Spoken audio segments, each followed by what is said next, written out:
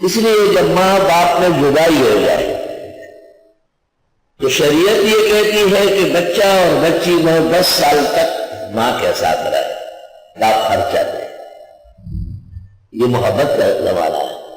9-10 سال کے بعد وہ باپ کے حوالے ہو جائے۔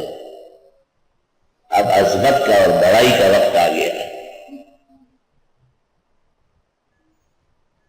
یہ مسائل بھی کم بیان ہوتے ہیں، اہل علم بے خبر رہ جائے۔ عدالت کے ذریعے بچے آگے پیچھے کر رہے ہیں، پنچایتوں کے ذریعے ماں جو ہے نا بچے کو ملنے نہیں دے رہی، حرام ناجائز اکبر الکبائر، اس کا بچہ ہے، وعلی المولود لہ، بچہ ہے ہی باپ کا۔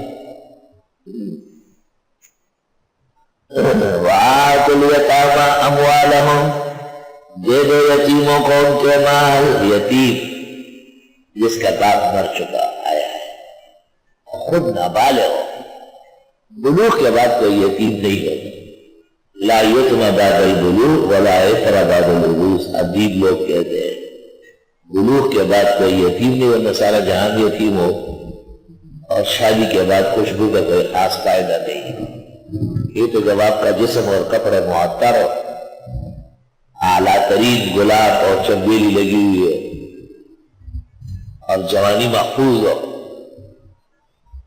خوب عبادت کر چکے ہو، اور گناہوں سے بچے، اور پہلی رات کو بیوی کے کمرے میں آئے، وہ محسوس کرے گی کہ جنت الفردوس اللہ نے مجھے عطا کیا۔ اور اگر آپ اس طرح نہیں ہیں، جوانی آپ کی ویسے ہی گناہوں میں لوٹی ہے اور حرام و حلال کا فرق نہیں کیا ہے، جب آپ اس کے پاس آئیں گے تو وہ سمجھے گی گٹر لائن کا محرول کر گیا، گندہ فضول آدمی آ گیا۔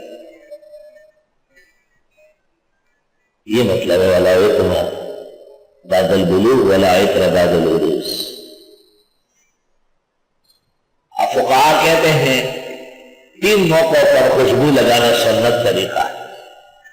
ایک نماز کے لیے، خاص کر جمعہ اور بڑے اجتماعات،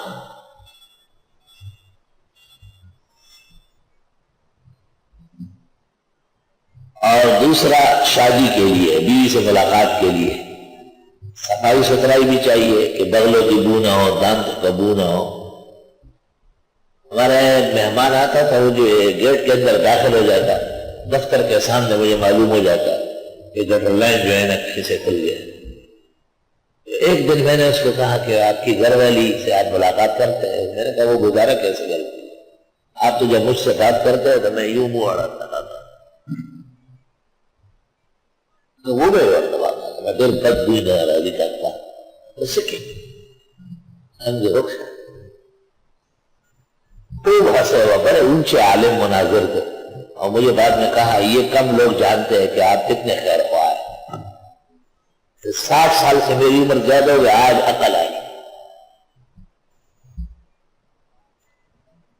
تیسرا موقع جب روح نکل جائے، فتاوی عالمگیری کتاب الجنائز، روح جب نکل جائے میت کی، تو عزیز و اقارب کوئی خوشبو، کوئی اسپرے کو کیونکہ تعفن پھیلتا ہے۔